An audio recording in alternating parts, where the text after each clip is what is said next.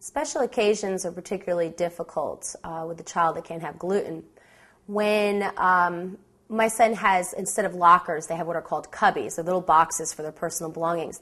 And I immediately have actually these snacks that are called Diego snacks, and they are gluten-free, and they taste like candy, and these are his favorites. And I put these in his cubby.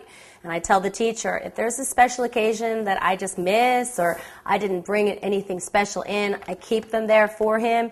And then she has something immediately when it's a special eating time that she can pull these out.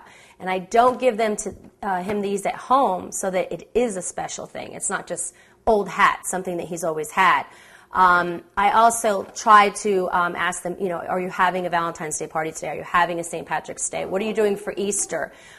Just trying to get an idea, and I will make special cupcakes, gluten-free, or bring a lollipop or something so that while the other kids are eating their special treats, he will have something as well.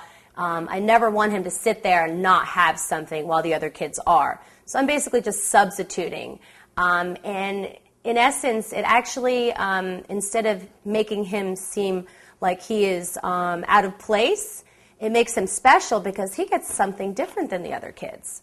So they don't look at it as a negative. The kids look at it as a positive, which is I don't want him to be ostracized for his special diet. So it works out very well.